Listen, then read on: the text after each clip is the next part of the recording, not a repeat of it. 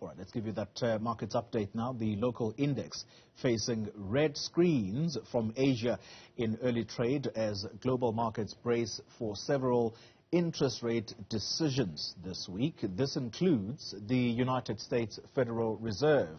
Here at home, the ANC's elective conference is kicking off this Friday, and that's where President Cyril Ramaphosa will try to remain in power. Jimmy Moyaha is independent markets analyst joining us now for a quick update on the latest market moves. Jimmy, good morning to you.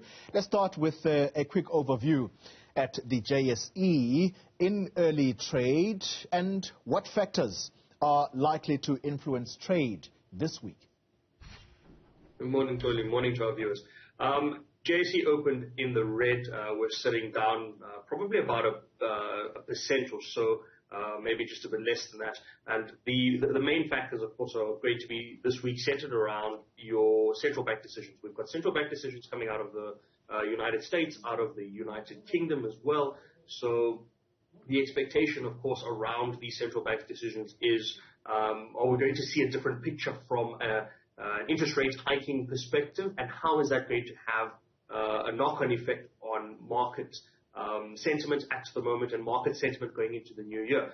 Typically at this time of the year, a lot of institutions and investors sort of take a bit of a Christmas break. We'll see a slowdown in trading volumes perhaps.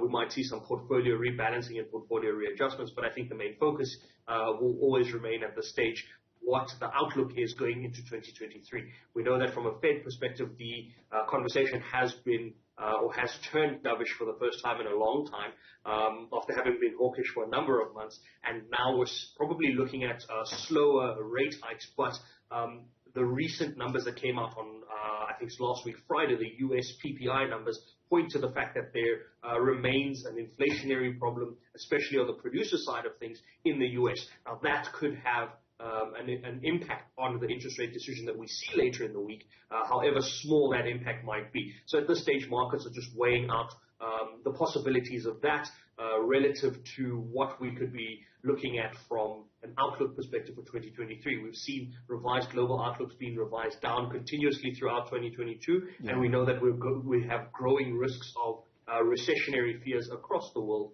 So all markets at this stage are taking sort of a cautioned approach towards some of the final central bank meetings of the year, and to see how that will then position portfolios and investments going into the new year.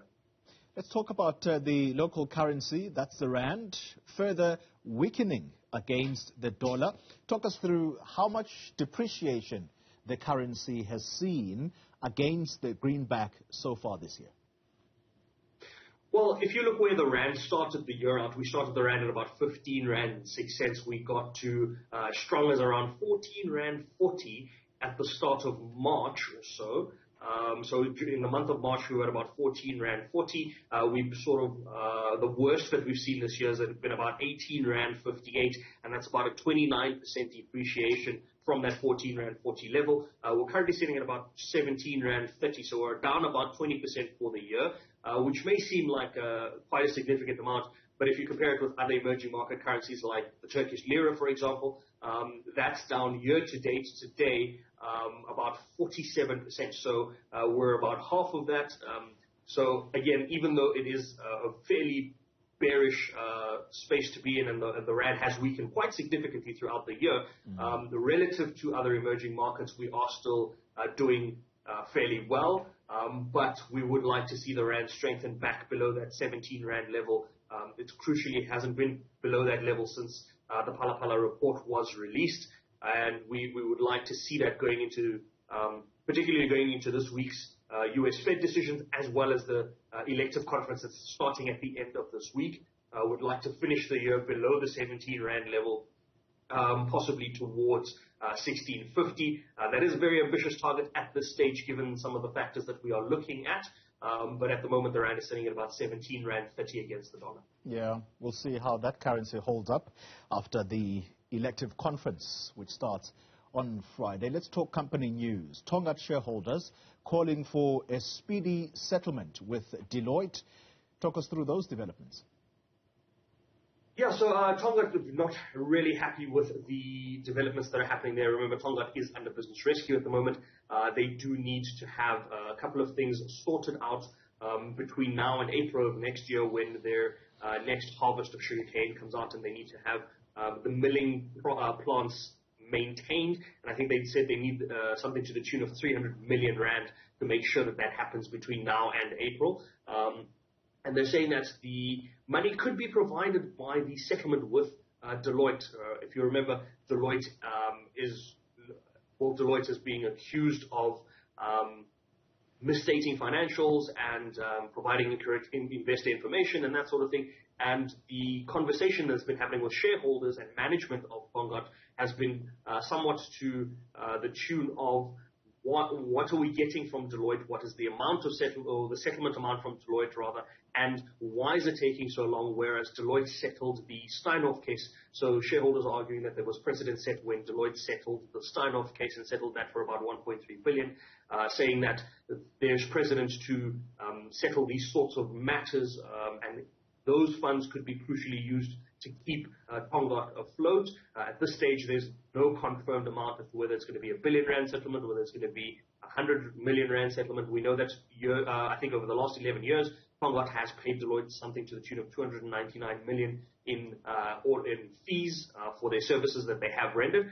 There are some conversations with management and with shareholders where the conversations have been going along the lines of Deloitte could potentially pay them 10 billion.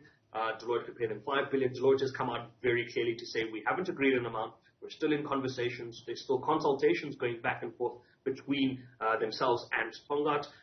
But at the moment, shareholders are showing a bit of frustration to say that this process is taking too long, which the Tongaat management are disagreeing with. And I think at the moment, at this point, it's just shareholders are looking for a lifeline to see if Tongaat can be kept afloat. We know that Tongaat is a significant contributor towards GDP within this country. If Tongaat were to close, that would sort of put about 500,000 jobs in danger in the country. They contribute about 11 billion rand in GDP to the country's overall GDP.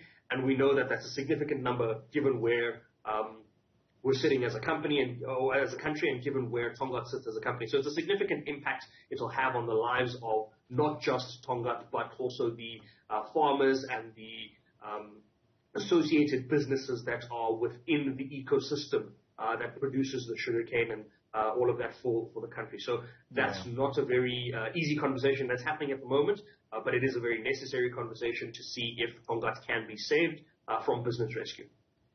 Let's then conclude the conversation with a multinational and engineering and contracting company, that's Murray and Roberts. It's at risk of losing its Australian mining business. What's going on there?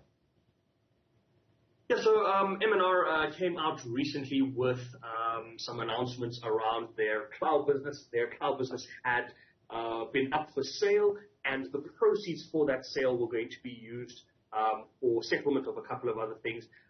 If you remember, they recently sold their stake in the Gautrain consortium, I think for about 1.3 or 1.4 billion rand in cash, and the fair value of that was at about 1.44, so just slightly below what they had fair valued it at. Of course, it did go through a couple of fair value adjustments just before then. But the cloud business, there was a sale of the proceeds of the sale, or the transaction value rather of that sale, was going to be about 4 billion rand, and that sale fell through. And alongside that sale was about a 352 million rand loan facility that was going to be provided to Murray and Roberts, that was going to aid them in reducing their debt and restructuring their business and getting themselves out of a bit of trouble. I think the significant thing about the cloud sale falling through is that now that business needs some assistance, and that's been placed into sort of voluntary assistance program.